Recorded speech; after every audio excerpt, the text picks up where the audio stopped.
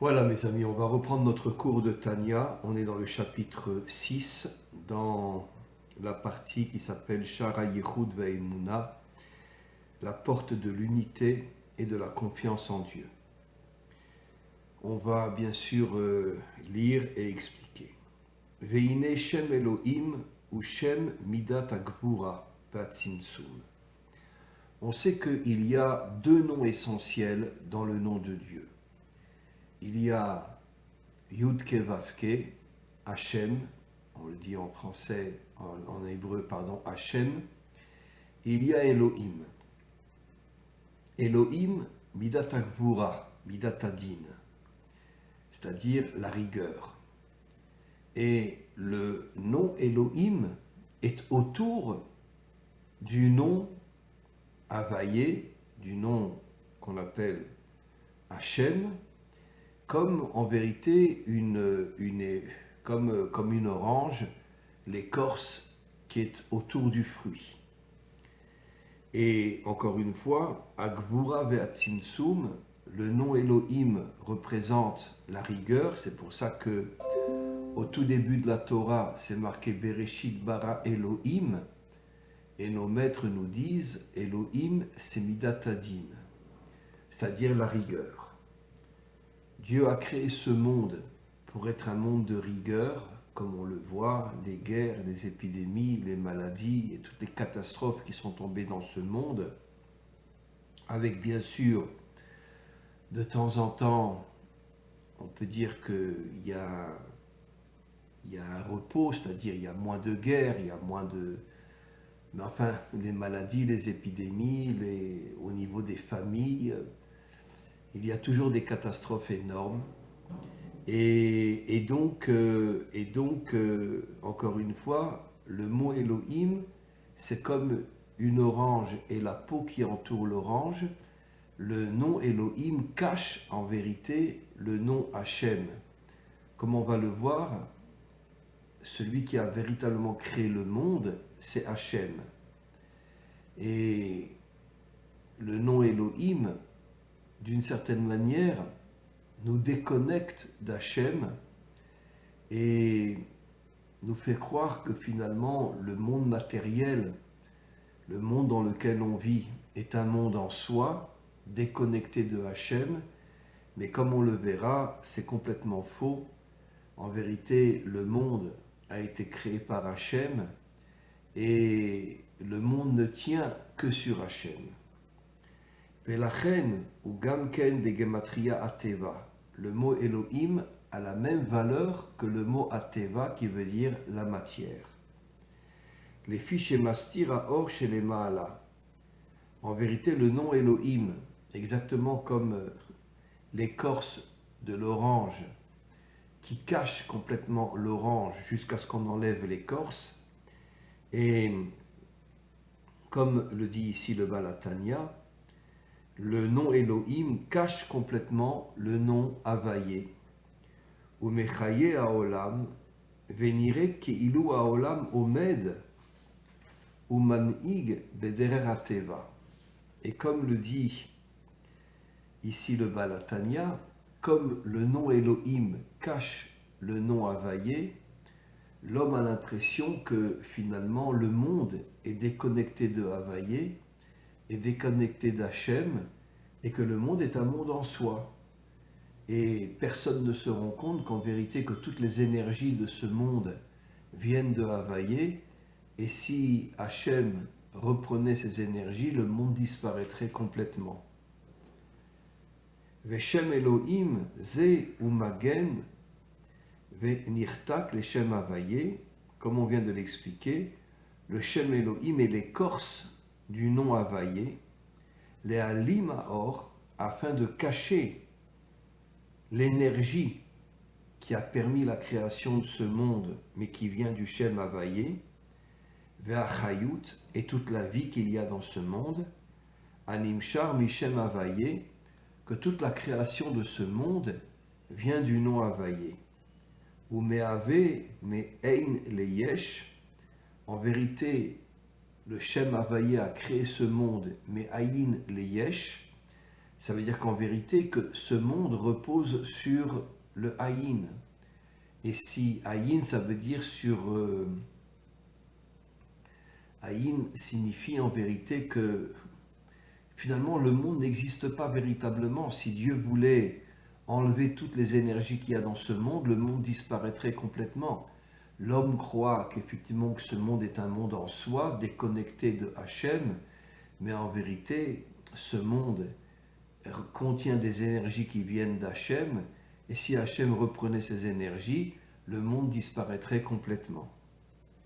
Shelo yitgale le nivraim ve'ibatlu bemitziut.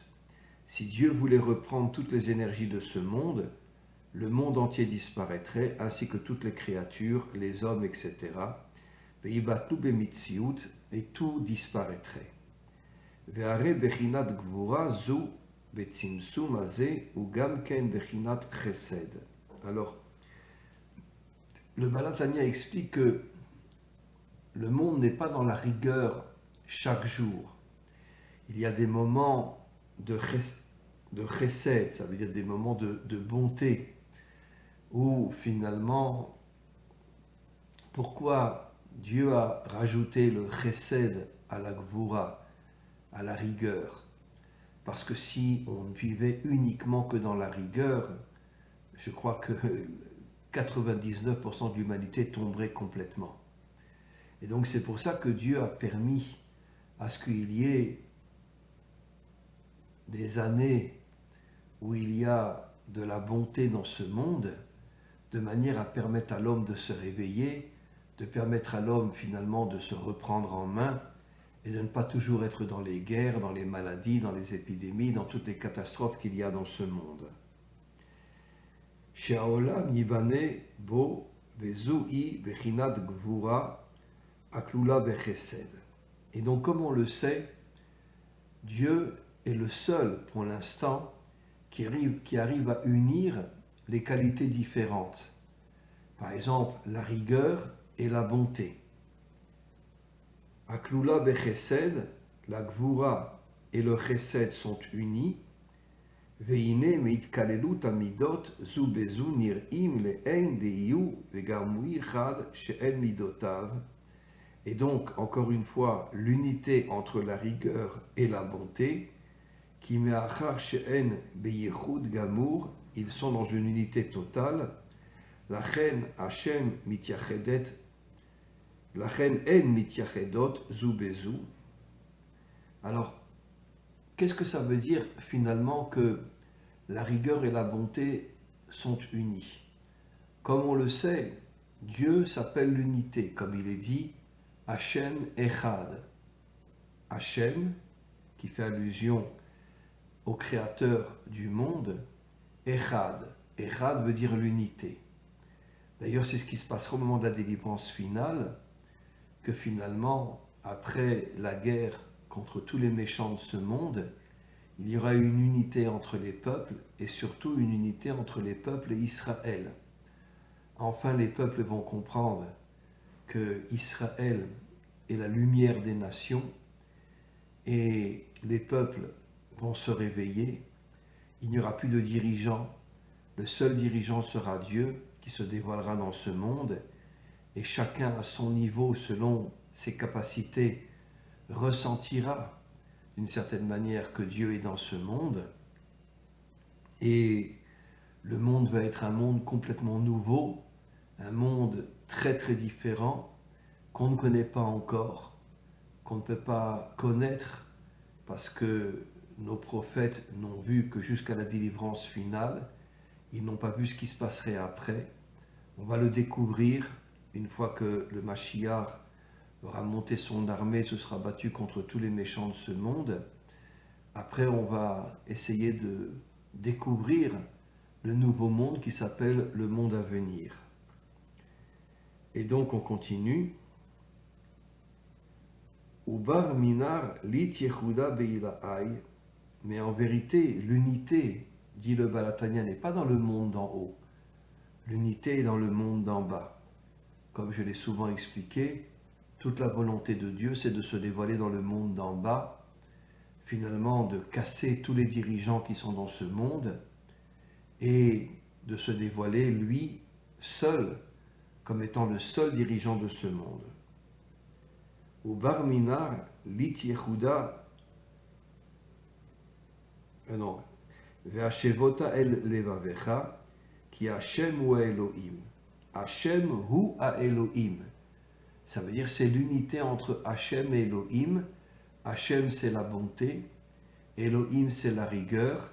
Hashem hu Elohim, l'unité entre Hashem et Elohim. Sheshne Shemot Elu Em Echad. Ces deux noms ne sont qu'un, c'est-à-dire l'unité qu'il y aura après la délivrance finale entre toutes les nations et entre Israël et les nations. Echad Mamash, Shegam Shem Elohim ou Ma'alim Haor, même si le Shem Elohim aujourd'hui cache l'énergie et la lumière que Dieu met dans ce monde, ou Bechinat Chesed, Elohim vit aussi avec le Chesed, Kemo Shem Havaye, qui est le Shem Havaye, Hashem, Mishum Shemidotav Shel HaKadosh Baruch Hu, Mityachadot Imo, l'unité entre Hashem et Elohim, Ve'u Ushmo Echad, et c'est pour ça qu'il est dit Hashem Echad. Echad veut dire l'unité. Shemidotav en Shemotav, Ve'imken Memale Teda, Mimele Teda Shebeshamaim Imaal Valares Mitachas En Od. Et donc, c'est pour ça que Hashem n'est pas dans le monde d'en haut, bien qu'il a créé Atzilut, Bria, Yetzira et le monde d'en bas, mais toute la volonté d'Hachem, c'est de se dévoiler dans le monde d'en bas. En Od, Shegam, Haaretz, Achomrit, Shenir'et, Yesh, Gamour, le Ein Kol, ou Ein Ve'efes Mamash. Et là, le Baal HaTanya dit quelque chose d'extraordinaire. En vérité, par rapport à Dieu, par rapport à Hachem, le monde n'existe pas. L'homme croit que le monde existe. L'homme croit que l'homme existe, que la femme existe, que les animaux existent, que les plantes existent, que le monde existe. Mais parce que l'homme, avec ses yeux, ne voit que la matière. Mais en vérité, par rapport à Dieu, dit le Baal HaTanya, le monde n'existe pas. Bien sûr que Hachem a créé ce monde pour que l'homme puisse croire que le monde existe véritablement et est déconnecté de Dieu. C'est toute l'histoire aujourd'hui des laïcs qui croient que finalement que ce monde est complètement déconnecté de Dieu et ne veulent pas entendre parler de Dieu. Les Gabé Akadosh Baruch Hu ki Shem Elohim eno ma'alim u metzamtzem ela le tartonim. Et en vérité, ici le Baal HaTanya dit quelque chose d'extraordinaire. En vérité, le Shem Elohim ne cache pas le nom de Dieu, le nom de Hachem. Le Shem Elohim fait croire aux hommes que ce monde est un monde en soi, et les hommes croient effectivement que ce monde est un monde en soi, un monde déconnecté de Dieu, parce que notre Père qui est aux cieux, c'est ce que la plupart des religions disent, et donc tu es en haut, mais nous on est en bas, et nous on est déconnectés de toi. Et c'est bien sûr la plus grande des erreurs qu'on puisse commettre, puisque finalement Dieu se cache dans le monde d'en bas, et au moment de la délivrance finale, il se dévoilera dans le monde d'en bas. Ve'en legabe HaKadosh Baruch Hu, she'u u'shmo Elohim echad, u'lechen gam haaretz mitachat la'aretz, en ve'efes mamash. Et le Baal HaTanya revient sur ce qu'il a déjà expliqué. Par rapport à Hachem, le monde n'existe pas. En vérité, il n'y a que l'homme qui croit que le monde existe. Mais en vérité, par rapport à Hachem, le monde n'existe pas. Ve'enan nikraot beshem klal, afilu beshem od, she'u lashon tafel. Et donc, ou kegouf, she'u tafel. En vérité,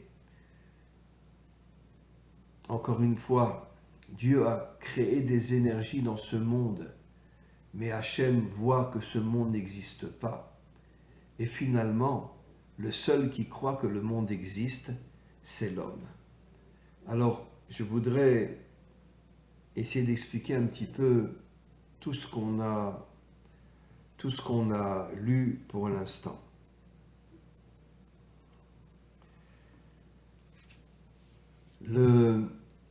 Comment comprendre que Hachem ne voit pas ce monde? Comment comprendre que l'homme, lui, voit ce monde?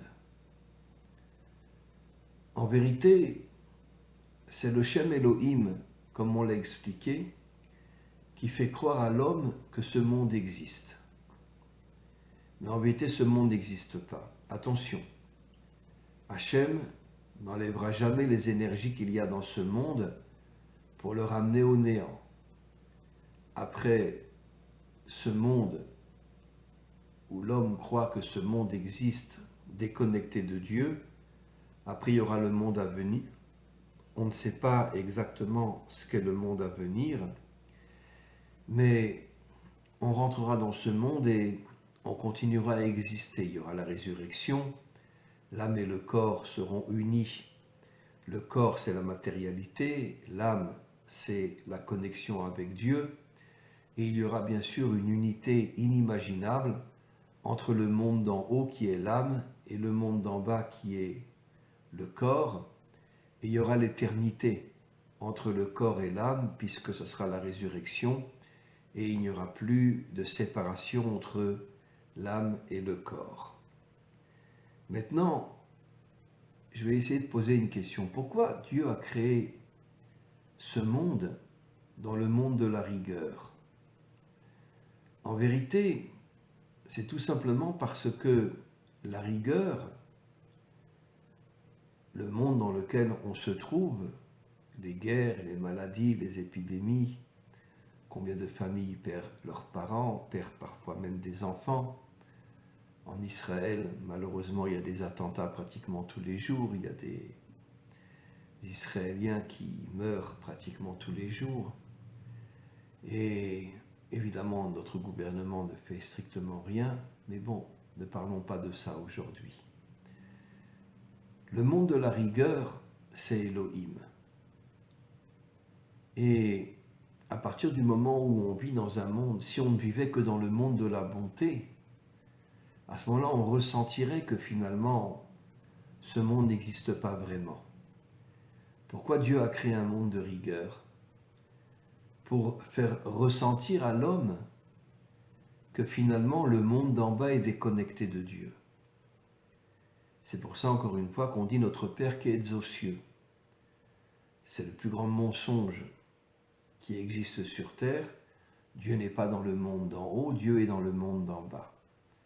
Mais la rigueur permet à l'homme de ressentir finalement une déconnexion entre le monde d'en bas et le monde d'en haut, jusqu'à la délivrance finale.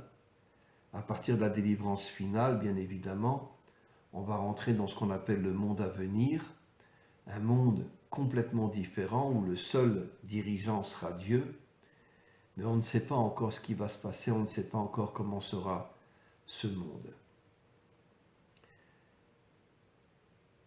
Maintenant, pourquoi Dieu a créé un monde de rigueur? Comme je l'ai souvent expliqué, c'est pour faire de l'homme un homme fort. Quand un homme arrive à surmonter ses épreuves, arrive à surmonter toutes les souffrances qu'il y a dans ce monde, il comprend que la rigueur, que les souffrances, que les épreuves qu'il y a dans ce monde viennent d'Hachem et non d'Elohim. Il comprend qu'en vérité, que la chose la plus grande que l'on doit avoir, c'est la Emouna. Comme le dit Rabbi Nachman, lorsqu'il y a de plus en plus d'hommes qui auront la Emouna, ça fera venir le Mashiach. Parce que qu'est-ce que c'est la Emouna? La Emouna, comme je l'ai souvent expliqué, je n'arrive pas à comprendre Dieu. Est-ce qu'on peut comprendre les guerres? Est-ce qu'on peut comprendre la Shoah? Est-ce qu'on peut comprendre tout ce qui s'est passé dans ce monde? Bien sûr, un jour, Dieu nous expliquera tout ce qui s'est passé. Mais pour l'instant, on ne comprend pas. Alors, c'est quoi la Emouna? La Emouna, c'est la confiance en Dieu. Écoute, je ne te comprends pas. Je n'arrive pas à comprendre ce qui se passe dans ce monde. Mais la Emouna, j'ai confiance en toi. Je sais qu'un jour, tu nous expliqueras tout ce qui s'est passé dans ce monde. Et donc, c'est la raison pour laquelle Dieu crée l'unité, c'est-à-dire la rigueur, la bonté. Et en vérité, l'union entre les deux, c'est Tiferet qui représente l'unité. De la même manière, au moment de la délivrance, l'unité entre les peuples, l'unité entre Israël et les nations. Quand je parle des nations, je parle pas seulement des Blancs, je parle des Blancs, je parle des Africains, je parle des Asiatiques, c'est-à-dire en vérité des musulmans aussi. L'unité qu'il y aura dans le monde entier. Le monde va changer complètement. Le monde, une fois qu'il se sera débarrassé de tous les méchants de ce monde, retrouvera l'unité. Et cette unité nous permettra de rentrer dans un monde nouveau qu'on ne connaît pas encore. Amen ve Amen.